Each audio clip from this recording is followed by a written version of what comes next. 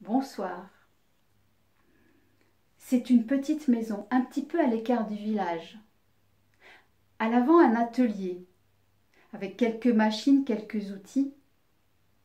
Et au-dessus de la porte de l'atelier, une planche en bois, joliment sculptée. Il est écrit « Menuiserie le 7 ». À l'arrière, 2 chambres, une petite cuisine, un cabinet de toilette. C'est là qu'habite Manuel, depuis 2 ans maintenant. Il commence à être connu dans le pays. Et il arrive à bien vivre de son travail, en gardant quelques économies de côté. Ce matin-là, comme à l'accoutumée, il se lève très tôt. Et il prend le chemin derrière sa maison pour aller voir le soleil se lever sur le lac. Mais il n'a pas fait 100 pas qu'il heurte un corps. Là, il se penche, il écoute et il perçoit un battement de cœur très faible. Et aussi une odeur forte d'alcool, de sueur et de sang. Alors vite, il court jusqu'à sa maison. Il prend une brouette, il la remonte, il hisse le corps du jeune homme dans la brouette et il le ramène chez lui. Il le porte jusqu'à son lit, le déshabille, le lave à l'eau, au savon et à l'alcool. Il lui panse ses plaies au niveau des mains, au niveau du dos. Il lui confectionne une attelle pour sa jambe cassée. Pendant 2 jours et 2 nuits, Manuel veille sur le jeune homme. Il lui change ses pansements. Il essaie de le faire boire à la petite cuillère de l'eau et du bouillon de poule. Il vérifie sa respiration. Au matin du 3e jour, le jeune homme ouvre les yeux. Il regarde autour. Il regarde Manuel. Où suis-je? Qui es-tu? Et qui m'a soigné? C'est moi qui t'ai soigné. Pourquoi as-tu fait cela? Parce que tu étais blessé. Oui, mais pourquoi? Il y a une autre raison. Manuel sourit. Oui, j'avais besoin d'un apprenti. Le jeune homme sourit. C'est comme ça que Pedro arrive à la menuiserie. Quelques bonnes nuits de sommeil, quelques bons repas et surtout l'abstinence d'alcool le remettent sur pied. Manuel commence à lui apprendre son métier. Pedro est plutôt doué. Par contre, il n'a pas beaucoup le goût au travail. Et Manuel a beau essayer de lui inculquer la valeur d'une vie d'honnêteté et de travail, Pedro n'écoute pas. Parfois, il ne se lève pas le matin. Ou alors, il va se recoucher l'après-midi. Ou alors, il ne fait pas ce que Manuel lui avait demandé de faire. Les semaines passent, les mois passent. Maintenant, Pedro est complètement remis.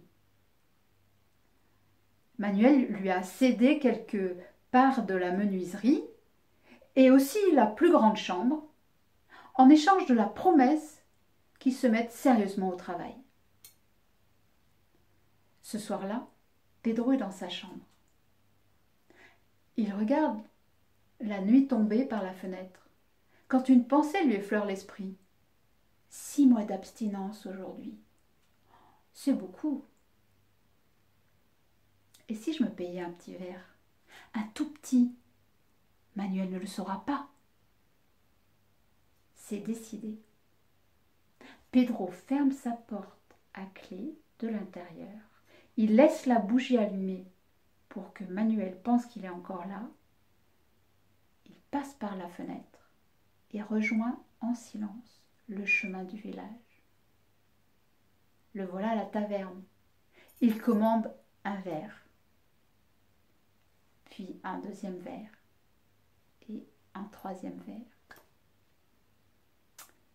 À minuit, il chante tellement fort avec ses compagnons de soirée que il n'entend pas les pompiers passer, toutes sirènes hurlantes. Et au petit matin, il reprend tant bien que mal le chemin de la menuiserie, la bouche pâteuse, la barre au front. Quand il voit un attroupement, il accélère le pas, il se faufile au milieu des gens, et là il voit un pan de mur. Il ne reste plus qu'un pan de mur de la menuiserie. Tout le reste est en cendres. On a même trouvé quelques os calcinés au milieu des cendres. Le lendemain, c'est l'enterrement. Sur la tombe de Manuel, Pedro fait graver « Manuel, promis, j'y arriverai ». Et il reprend la menuiserie, enfin, ce qu'il en reste. À force de travail, de courage et de persévérance, il remonte l'affaire. Et pendant toute cette période, il sent sur lui un regard bienveillant et encourageant. Et c'est ça qui l'aide à continuer pas à pas. Et tout particulièrement, dans les moments importants de sa vie, il repense à Manuel. Le jour où il a embauché son premier apprenti, le jour de son mariage, le jour de la naissance de sa fille.